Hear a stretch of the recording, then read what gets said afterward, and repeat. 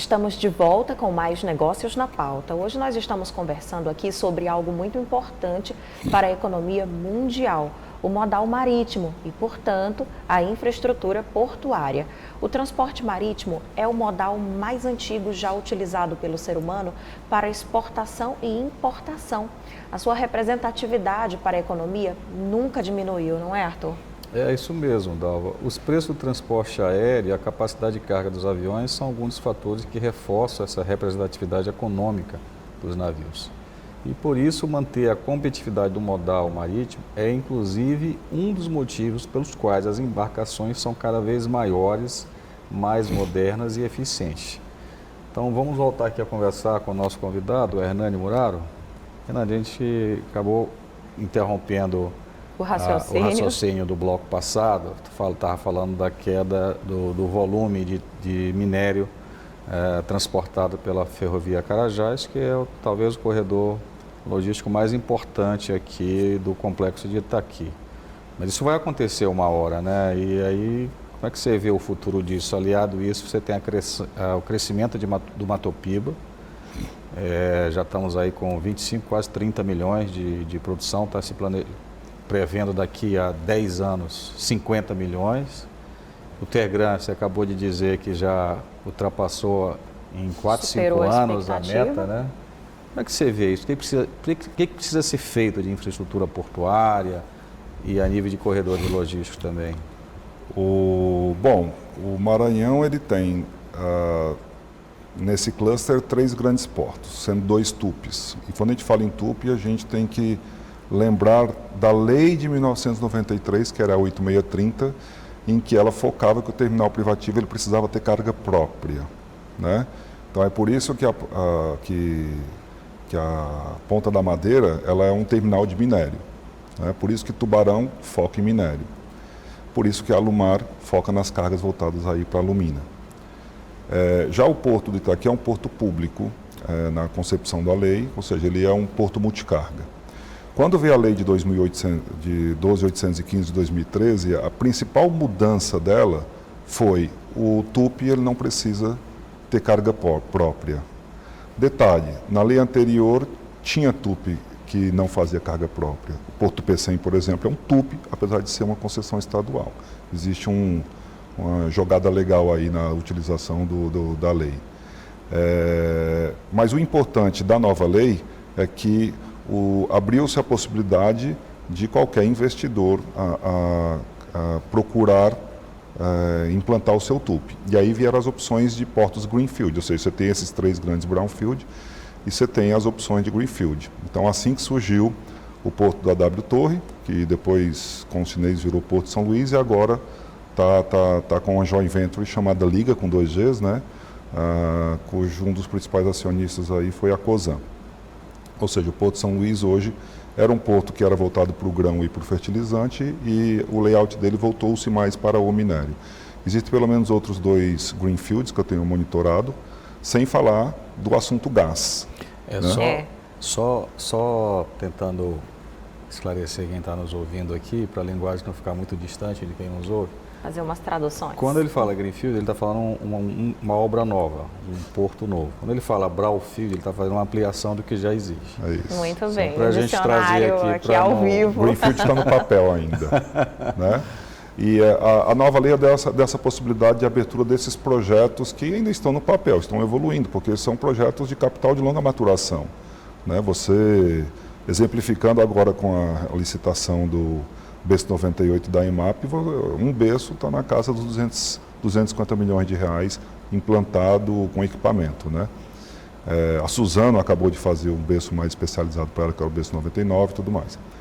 Então, existe uma natural evolução de opções portuárias no Maranhão, isso é inevitável. E a gente tem que pensar um pouco no comparativo entre estados, né? Porque o Maranhão ele tem um corredor muito bem definido, um corredor logístico muito bem definido. Mas quando a gente olha para o estado do Pará, eu estou falando grandes números aqui, eu não quero me ater a detalhes na numeração, porque sempre pode chegar alguém e falar, não, mas no dia 23 de março não foi essa movimentação. Não, vamos avaliar em 10 anos, vamos avaliar em ano, fica mais fácil. Mas o Pará, se você for dividir a movimentação do que era público do que era privado há 10 anos atrás, e eu estou me referenciando a 2011, era praticamente meio a meio a movimentação. Era 25, 30 milhões cada um.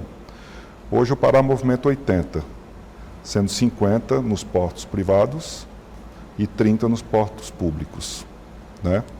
O Maranhão, se for comparar privado e público, não é tão bom porque no ano passado só a Vale fez 180, né? Ou seja, 6 vezes mais do que o Itaqui, que é um porto multicarga. A Alumar sempre está ali na casa dos 14, 13, 15 milhões de toneladas ano, porque ela é muito específica, muito especializada. Mas vamos para o Ceará, porque no Piauí não tem porto, pelo menos não por enquanto. Vamos para o Ceará. O Ceará, 10 anos atrás, você tinha Porto do Mucuripe, que é um porto urbano, a pressão urbana ela atrapalha o Porto do Pecém, que é um porto mais afastado, cada um fazia 4 milhões e meio em 2011, né? Dava 9 milhões de toneladas. Na época a IMAP fazia 15, fazia bem mais do que os dois somados. Atualmente o Mucuripe se mantém no 4,5 e Pecém está na casa dos 20. Mas de onde que vem a carga do Pecém? Ela vem daqui, né? Essencialmente, a siderúrgica, a companhia siderúrgica do Pecém, ela é uma formação com a COSCO coreana, né? O minério de ferro é embarcado aqui e é processado lá. Então, o Pecém, que fazia 4 milhões e meio há 10 anos atrás, ele tem alguns pulos muito claros. Ele pula para 5 milhões de toneladas, depois ele pula para 10, depois pula para 15 e pula para 20 em períodos de 2 anos praticamente. E hoje faz da ordem de 22 milhões de toneladas. Ou seja, os dois somam 27 milhões de toneladas. Mas eles não têm uma norte-sul, a transnordestina ela não está completa ainda, e não faz integração com essa coluna vertebral que é a norte-sul. Então, o Maranhão ele tem um potencial, fora as condições de acesso aquaviário, que são as grandes profundidades, muito maior do que os outros estados, apesar do crescimento ser vertiginoso nos outros estados também. Mas às custas de algumas soluções que poderiam estar aqui. Mas falando nisso, os últimos dados que eu vi, né, os 3 portos importantes lá do estado do Pará, tirando Macapá, estado do Amapá, eles já estão com uma movimentação de grãos maior que a Itaqui, né? E aí vai ali pela hidrovia Madeira-Tapajós, chegando até de Valsas, chegando até Santarém, chegando a Belém, Vila do Conde, por ali. Você acha que isso aí é algo que tem sustentação no futuro, esse movimento de cargas hidroviárias? É engraçado, porque o Pará, naquela região de Barcarena, ele não tem ferrovia, né? Sim. Ou seja, é tudo embarcado, seja em Porto Velho, seja principalmente em Miritituba, né? Sim. Essa navegação ela é casada desde Miritituba, praticamente. Porque Porto Velho, ele praticamente navegava até Itacoatiara. Era mais perto a navegação, 1.500 quilômetros. Então, o principal movimento de grãos lá em Barcarena é por Miritituba. Bloco? Do ponto de vista da sustentabilidade, a gente tem que olhar para a nossa matriz logística com essa palavra, dado que o mundo também olha para essa palavra. O modo hidroviário ele vai se sustentar durante um bom tempo, principalmente porque a carga do Mato Grosso do Sul, ela tem esse veio de saída, né? Ele já tem isso caracterizado. Mas eu não aposto, por exemplo, que o Pará vá conseguir resolver uma FEPASA, uma ferrovia, para alimentar a região de Barcarena em tão pouco tempo. Então essa disputa de carga... Eu sou um cara que aposta pouco na ferrogrão, né? Aquela região de Sorriso, que está ali no meio do estado, ela já tem 3 disputas, né?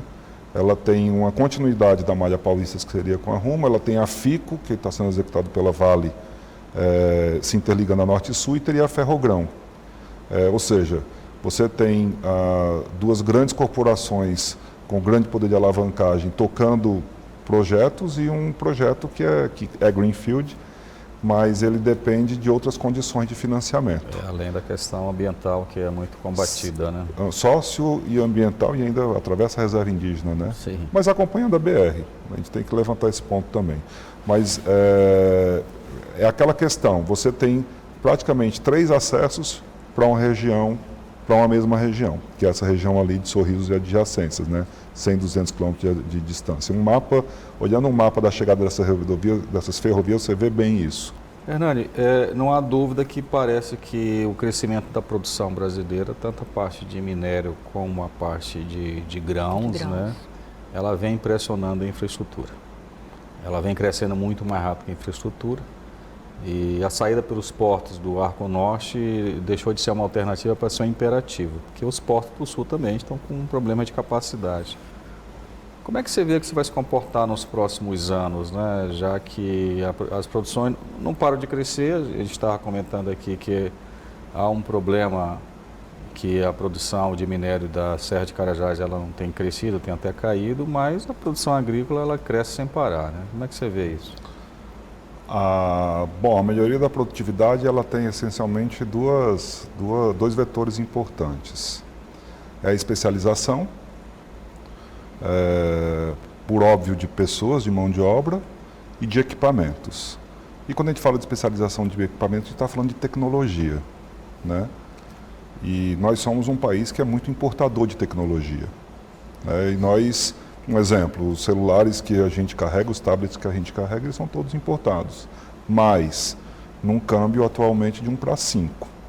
Então, não é simplesmente o hardware que a gente carrega, o software a gente paga, praticamente a gente paga o software em dólar e tudo mais, apesar de haver mão de obra muito qualificada no Brasil. A gente agradece mais uma vez a presença do Hernani e a sua companhia, não é, Arthur?